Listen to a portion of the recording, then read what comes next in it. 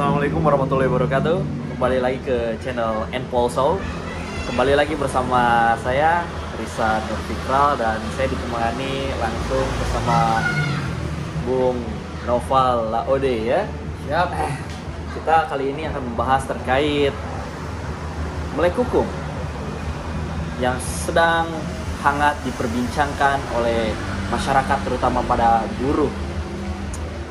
Yang dimana Presiden Jokowi akhir-akhir ini mengeluarkan Perpu nomor 2 tahun 2022 tentang Cipta Kerja.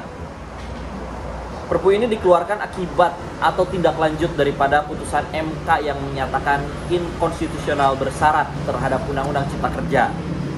Nah, maka dari itu saya akan berbincang langsung kepada Bung Noval bagaimana isi daripada Perpu nomor 2 ini tentang Cipta Kerja.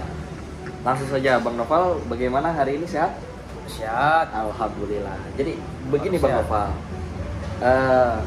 akhir-akhir ini pemerintah seperti tergesa-gesa mengeluarkan peraturan atau kebijakan atau bahkan undang-undang yang dimana produknya itu terdapat desakan dari berbagai kalangan elemen termasuk Mahkamah Konstitusi sendiri yang menyatakan inkonstitusional bersyarat. Padahal inkonstitusional bersyarat ini masih memiliki waktu yang kemarin dinyatakan di bulan November tahun 2020 ini sekiranya akan berlaku sampai November di tahun 2023 nanti. Artinya masih ada jangka waktu 1 tahun ya Bang Noval ya. Tetapi dengan dikeluarkan Perpu ini, Bang Noval melihat hal-hal seperti ini, bagaimana pandangan Bang Noval sebagai aktivis dari kampus melihat? Ya. Sebetulnya sih berkaitan dengan UU Omnibus Law atau Undang-Undang Cipta Kerja. Ini pada prinsipnya sebetulnya secara historis dulu ya saya bahas siap. ya. Baik. Sebetulnya secara historis Undang-Undang Cipta Kerja ini itu mengadopsi cara berpikir daripada negara-negara common law. Baik. Atau negara-negara Anglo-Saxon. Baik. Nah, adapun di Indonesia sendiri, nomenklatur seperti Undang-Undang Omnibus Law itu tidak dikenal dalam Undang-Undang 12 tahun 2011 ya tentang pembentukan peraturan perundang-undangan. Baik. Itu tidak mengenal. Nah, inilah yang menjadi asbabun nuzul. Salah satu asbabun nuzul Mahkamah Konstitusi kemudian mengeluarkan keputusan tahun 2020 Siap. yang membatalkan secara bersyarat Undang-Undang Cipta Kerja ini. Itu satu. Selain itu pula karena dalam proses pembuatan Undang-Undang Omnibus Law atau Undang-Undang Cipta Kerja ini itu tidak memenuhi kualifikasi persyaratan-persyaratan seperti asas keterbukaan, partisipasi publik. Berarti kan tergesa-gesa dong? Iya, pada hari memang sebetulnya kalau mau jujur, memang undang-undang ini waktu awal diproduksi atau dibuat itu memang sangat tergesa-gesa. Pengusulannya sudah dari presiden dan seterusnya dan disahkan begitu sangat waktu ini sangat singkat. Padahal kalau kita lihat secara akumulatif pasal ini sangatlah banyak, sampai ribuan, sampai seribuan. Baik. Itu dibahas sangatlah cepat dan disahkan cepat. Itu satu. Nah, yang kedua, sekarang ini sudah terbit ya Perpunya. Betul. Perpu 2 tahun 2022 Betul. tentang Cipta Kerja. Ya memang sih Perpu ini memang ya tadi adalah walaupun misalnya masih punya jangka 1 tahun untuk memperbaikinya, tapi memang tidak melanggar daripada putusan Mahkamah Konstitusi. Justru ini bagian daripada upaya responsivitas daripada pemerintah dalam hal ini presiden untuk kemudian menjawab putusan Mahkamah Konstitusi. Karena ini sangat berdampak putusan MK tersebut. Salah satu dampaknya apa tadi? Undang-undang itu pasti akan melahirkan peraturan turunan dalam bentuk PP ataupun permen. Nah itu semua tentu harus mengikuti peraturan induk, yaitu undang-undang. Nah kalau undang-undangnya sudah dibatalkan secara bersyarat, bagaimana bisa dong ada PP-nya? Iya. Kalaupun oke. ada dipaksakan itu sangat melanggar, gitu kira-kira. Baik. Memang seberapa buruk sih terhadap peraturan ini sudah dinyatakan tidak sah secara inkonstitusional gitu kan, lalu kemudian tiba-tiba ini Perpu keluar Ini bagaimana dengan presiden terhadap putusan MK itu sendiri? Apakah memang sepanjang negara Indonesia berdiri ataupun MK berdiri, apakah ada kejadian atau peristiwa yang serupa seperti ini? Iya, sebetulnya sih kalau kita melihat ketentuan Undang-Undang Dasar 45 yang mengatur tentang kewenangan Mahkamah Konstitusi, itu jelas bahwa putusan Mahkamah Konstitusi bersifat final dan mengikat. Baik. Dan putusan MK itu hanya mengenal dua istilah. Apa itu? Konstitusional dan inkonstitusional. Baik. Jadi tidak ada tambahan frasa bersyarat. Nah, makanya dulu saya pernah menulis bahwa putusan Mahkamah Konstitusi yang ada label bersyaratnya itu putusan ngawur. Tidak terdapat instrumennya dalam UUD 45. Nah, itu yang kemudian yang saya sebutkan tadi sebetulnya. Tapi ya oke lah, barangkali putusan ini ada sisi politisnya, ya kan, sampai seperti itu. Tapi itu soal lain, ya kan. Yang paling krusial bahwa memang selain daripada cepatnya responsivitas daripada pemerintah dalam menerbitkan Perpu untuk menjawab putusan Mahkamah Konstitusi 2020, selain itu pula barangkali ada sesuatu yang tersembunyi, ada something behind the scene. Apa itu? Ya itu tadi, adanya ketidakpastian hukum daripada, karena kita tahu salah satu masalah Omnibus Law ini adalah mempermudah perizinan. Nah, bagaimana kalau regulasinya tidak memadai, dalam artian itu harus dinyatakan inkonstitusional oleh Mahkamah Konstitusi. Lalu bagaimana dengan para misalnya investor kan yang ingin melakukan proses investasi di Indonesia? Karena mereka pasti akan berpikir dua kali. Nah, makanya kita bilang sebetulnya undang-undang ini ya tadi diperuntukkan untuk para investor. Dan makanya sangatlah cepat.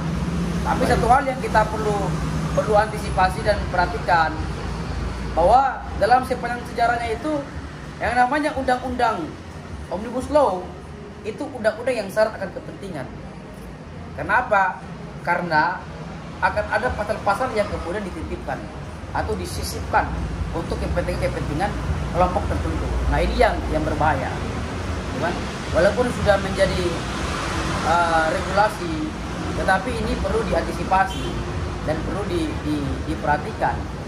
Karena undang-undang ini mengatur, melingkupi hajat hidup orang banyak, rakyat banyak, ya kan? Ya, kalau nggak salah juga saya pernah mendengar daripada berita atau seminar gitu ya, memang hal-hal ini pernah terjadi juga ya, karena sesuatu yang berkaitan dengan hajat hidup itu pasti akan gaduh seperti ini. Ya mungkin karena ini adalah negara demokrasi, artinya ini adalah sesuatu yang biasa gitu kan. Namun yang menjadi persoalan hari ini adalah ketika Perpu ini lahir. Apakah sebenarnya betul-betul menjawab terkait putusan MK yang di 2020 itu? Padahal MK hanya meminta gitu ya kepada Presiden bersama DPR dalam hal ini untuk merubah. Bukan berarti dia harus mengeluarkan peraturan baru, dalam hal ini Perpu gitu kan? Iya. Karena kan ada jarak tuh 1 tahun. Jadi konsepnya gini, Perpu sesuai ketentuan pasal 22 UUD 45. Baik. Bahwa Perpu ini adalah subjective rights daripada Presiden. Hak subjektif daripada Presiden. Ya kan? Bahwa Baik. pasal tersebut berbunyi, dalam hal ihwal kegentingan yang memaksa, Presiden berhak menetapkan peraturan pemerintah sebagai pengganti undang-undang. Itu ya. Nah, dalam hal apa itu kemudian yang kita istilahkan dengan hal ihwal kegentingan yang memaksa? Oleh Mahkamah Konstitusi ditafsirkan ada tiga hal. Kekosongan hukum ya? Kekosongan hukum. Kedua, kepentingan yang mendesak. adanya kepentingan yang mendesak, ya kan? Yang keempat adalah yang ketiga adalah kalau mau mengikuti proses legislasi pada umumnya di DPR akan memakan waktu yang panjang. Baik. Gitu kan? Nah, makanya ada Perpu. oleh presiden. Nah, pertanyaannya, apa sih Perpu? Jadi gini, terkait dengan Perpu Ormas ini, itu yang dimaksud Cipta dengan kerja, pengganti. ya. Cipta kerja maksudnya. Ya, yang dimaksud dengan pengganti ini bukan berarti semua undang-undang Cipta Kerja yang lalu itu Diganti semua. tidak. Tetapi ada yang kemudian direvisi. Contohnya dulu kita pernah ada undang-undang ormas, undang-undang 2013 kalau nggak salah, undang-undang nomor 17 tahun 2013 kalau nggak salah, yang pernah diubah dengan lahirnya Perpu nomor 2 tahun 2017. Oke, baik. Perpu itu tentang apa? Sama juga tentang ormas, tetapi ada sebagian undang-undang yang sebelumnya itu yang dirubah. Ada sedikit lah, ya artinya ada yang jadi Perpu itu seperti ada jenisnya seperti ada adendum, ada yang ditambahkan, ada yang dikurangi dan seterusnya. Ya kurang lebih seperti itu. Jadi kalau dilihat ya itu tentu menjawab.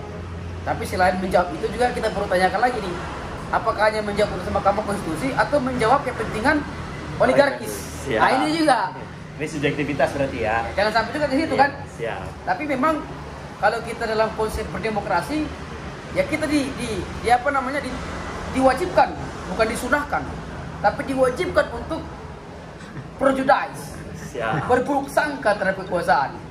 Karena banyak prakteknya, ya kan, kekuasaan yang kemudian di mimbar mereka bercerita tentang negara hukum, tetapi di lapangan mereka mengeksekusi hukum-hukum dan seterusnya. Tidak dijadikan sebagai panglima, tapi dijadikan sebagai tameng untuk melegitimasi segala kebijakan-kebijakan yang tidak produktif, kebijakan-kebijakan yang kemudian merugikan kepentingan rakyat. Nah ini penting. Sepertinya Ini sisi politisnya. Ini kalau kita bicara dengan narasumber yang satu ini memang selalu berapi-api ya teman-teman. Tetapi ini salah satu daripada bentuk ya kecintaan terhadap pemerintah dan negara Republik Indonesia terhadap terkait mengkritisi ya kebijakan-kebijakan yang dimana ini bisa merugikan hajat orang banyak. Namun kembali lagi pada pokok permasalahannya, Bapak, dalam konsideran di Perpu tersebut di poin huruf F kalau nggak salah saya baca di situ memang diterbitkannya Perpu ini atas dasar pergejolakan ekonomi yang terjadi di luar, karena yang mana di tahun 2023 ini bahwa Indonesia ini akan tergantung dengan ekspor dan investasi asing. Maka dari itu Indonesia, pemerintah dalam hal ini segera mengeluarkan peraturan ini. Akan tetapi kenapa banyak masyarakat yang dimana ini harusnya menjadi peluang loh buat mereka, karena bisa menyerap tenaga kerja lebih banyak, gitu kan? Iya, tenaga kerja banyak, tapi banyaknya dengan tenaga kerja asing, bukan tenaga kerja lokal. Itu juga bahaya. Memang bagaimana sih? Maksudnya dalam arti begini, memang apa salahnya dengan tenaga kerja asing di Indonesia? Ya, jadi gini. Ini kan memang gini. Masyarakat Indonesia itu sudah cerdas dan sangat wise, bijaksana. Dalam artian apa? Bahwa kita tidak tabu terhadap TKA, tenaga kerja asing. Tetapi yang menjadi soal ini penting nih, karena juga memang undang-undang undang-undang Cipta Kerja ini juga mengatur tentang masalah klaster ketenagakerjaan. Baik, ya kan? Tentu di situ akan ada yang namanya pengaturan tentang tenaga kerja asing. Ya. Nah ini penting. Kenapa penting? Karena Indonesia ini sudah cukup dibodoh-bodohi lah masyarakat Indonesia. Banyak TKA-TKA yang hadir di Indonesia orang-orang yang bukan memiliki skill tapi unskill, tidak punya skill, hanya pekerja-pekerja biasa yang dapat dilakukan oleh warga negara Indonesia sendiri. Nah, disinilah letak daripada kita perlu mengawal. Karena kalau kita membaca klaster ketenagakerjaan dalam Undang-Undang Omnibus Law pasal 42, ya kan? Pasal 40 Undang-Undang Cipta Kerja, di situ disebutkan bahwa TKA yang bekerja di Indonesia itu harus memiliki keahlian. Ya, sabar, belum sampai di situ. Ini parahnya nih, yang perlu kita perhatikan dan kita perlu kritisi. Apa definisi TKA itu adalah di situ terdapat definisi pekerjaan tertentu. Oke. Nah, pertanyaannya, siapa yang kemudian bisa mendefinisikan atau memaknai pekerjaan tertentu oleh TKA itu? Kan tidak ada. Dan pasal 42 ayat 6 yang mengatakan bahwa pekerjaan tertentu diatur dalam peraturan pemerintah. Artinya apa? Yang dapat memaknai pekerjaan tertentu itu hanya pemerintah. Kita nggak tahu. Ke depan jangan sampai, oke lah sekarang misalnya jabatan-jabatan itu diisi oleh pekerjaan orang-orang yang pekerja asing yang punya skill, yang punya scientific, ya kan, keahlian. Tapi kita nggak tahu juga karena diatur oleh PP, diatur secara tunggal, parsial. Namun PP ini juga kan bisa dibatalkan, Pak. Bisa dibatalkan. Tapi kan mana ada kita setiap hari menggugat untuk membatalkan PP? Kan logikanya di situ. Ya kan? Iya, baik. Nah, jadi ini memang adalah secara sisi material, secara sisi substansi daripada Perpu atau Undang-Undang Omnibus Law itu menjelaskan tentang itu, klaster ketenagakerjaan. Nah, ini yang perlu kita waspadai dan kita perlu kritisi. Nah, kemudian selain daripada ketenagakerjaan asing yang diatur dalam Cipta Kerja ini, memang ada juga pasal yang diubah atau diaddendum ya, terkait dengan upah minimum, yang dimana itu diatur oleh gubernur atau wali kota setempat. Dalam hal ini, jika saya lihat gitu ya Bang ya, menurut dengan pemahaman awam saya, bahwa apabila dicantumkan seperti itu, artinya pengusaha bila mana memberikan upah itu kan bisa suka-suka dia, tidak mencantumkan. Karena kan itu mungkin oke lah diatur di bawahnya oleh peraturan gubernur lah atau pemerintah kota setempat gitu. Tapi ini akan cenderung kecurangan-kecurangan yang dilakukan oleh korporat atau perusahaan terhadap pekerja. Ini pandangan apa terkait upah sektoral ini bagaimana? Iya, harus idealnya seperti apa?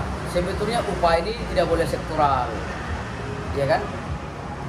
Tapi upah ini perlu diatur secara etisnya itu disesuaikan. Harus ada proporsionalitas, keseimbangan. Oke. Ya, karena memang kita juga mengatakan bahwa tidak semua itu haruslah sama, kan begitu. Tapi perlu ada satu limitasi atau batasan yang sifatnya diatur secara tunggal. Oke. Supaya orang tidak bermain-main di situ. Misalnya kalau UMR berapa, itu harus disetarakan semua. Nggak boleh berbeda. Nah, kalaupun berbeda maka dikondisikanlah dengan keadaan. Ya kan, karena pada prinsipnya memang kita perlu mengatakan bahwa tidak semua sama. Jangan sampai cuma perusahaan kresek kalau disuruh bayarnya sama seperti perusahaan gede. Kan juga kan begitu kan? Perlu ada kebijaksanaan. Oke. Iya. Pak, itu secara substansif ya terkait upah sektoral gitu kan. Saya ini mau bertanya lagi Bang terkait jam kerja. Jam kerja ini diatur 7 sampai 8 jam. Memang idealnya bekerja itu bagaimana? Termasuk ini cuti loh Bang. Cuti sekarang dihapuskan menjadi 1 hari dalam sepekan. Apakah seorang pekerja ini seolah-olah saya lihat seperti sakit kerah juga? Ya, karena belum tentu dia harus bayar itu ini. Makanya gini, sebetulnya pekerjaan semua ini perlu ada controlling daripada pemerintah. Karena apa? Karena gini, pada prinsip ini kan pekerjaan itu bukan cuma sekedar untuk mencari upah, tapi bagaimana pekerjaan itu sebagai tempat untuk memanusiakan manusia. Nah, kalau pekerjaan yang tidak memberikan waktu buat karyawan untuk bernapas, nah ini perlu dievaluasi. Oke, baik. Ya saya harap Undang-Undang Omnibus Law ini bisa melihat persoalan itu. Oke. Walaupun tidak diatur dalam undang-undangnya, ya minimal diatur dalam PP. Ya. Karena kalau kita lihat misalnya banyak perusahaan-perusahaan swasta, korporat swasta. Nah, tentu di situ pemerintah juga perlu melakukan upaya-upaya untuk rakyatnya sendiri tidak tidak dijadikan seperti sapi perah, iya kan? Iya. Pokoknya tidak ada waktunya, mau dieksekusi terus sampai dia kehabisan susu dalam ininya baru selesai. Tapi orang-orang udah masuk rumah sakit dulu kan? Nah ini perlu diantisipasi. Ya Oke. maksudnya bahwa perlu ada keseimbangan antara pekerjaan, ya kan? Antara waktu dalam bekerja dan kemudian prinsip memanusiakan manusia. Itu penting. Dan kalau saya lihat memang hari-hari ini memang sepertinya prinsip memanusiakan manusia itu sepertinya sudah hampir sirna. Ya kita berharap semoga undang-undang Omnibus Law ini atau undang-undang Cipta Kerja yang sudah digodok lagi lewat Perpu ini, walaupun belum menjadi undang-undang kan, karena harus butuh persetujuan DPR, ya kan? Semoga bisa ada filosofis untuk memanusiakan manusia. Kira-kira begitu, demikian. Baik, itu teman-teman ya. Sebenarnya masih banyak terdapat pasal-pasal yang kontroversi di dalamnya. Misalkan salah satunya lagi pasal terkait tentang kontrak, di mana ini tidak diatur secara jelas bahwa kapan seorang pekerja ini diangkat sebagai karyawan di perusahaan tersebut. Karena bisa jadi dia akan bekerja terus, gitu kan. Statusnya masih tetap bukan karyawan, tapi ya kontrak aja terus, gitu kan. Dan ini merupakan problematika tersendiri di bangsa kita ya. Dan itu mungkin sedikitnya tadi Bung Noval sudah menjelaskan terkait kontroversi yang kita perbincangkan di siang hari ini. Mohon sekiranya Bang Noval untuk menutup, apabila ada statement terakhir buat teman-teman di rumah channel Enpolso. Ya tentu rekan-rekan semua, bahwa memang karena kita adalah Indonesia sebagai sebuah negara hukum, maka pada prinsipnya kedaulatan itu berada di tangan hukum, ya kan? Baik. Kedaulatan di tangan rakyat, dan kemudian rakyat dan kekuasaan wajib tunduk kepada hukum. Dan tidak ada perbedaan antara rakyat dengan pemerintah, semua sama di mata hukum. Maka yang paling terpenting adalah jangan takut untuk berbicara, jangan takut untuk berpendapat, selama itu adalah bagian untuk memperbaiki, untuk menjadikan Indonesia sebagai negara yang baldatun thayyibatun wa rabbun ghafur. Sekian, assalamualaikum warahmatullahi wabarakatuh. Jangan lupa di like, share, and comment, subscribe.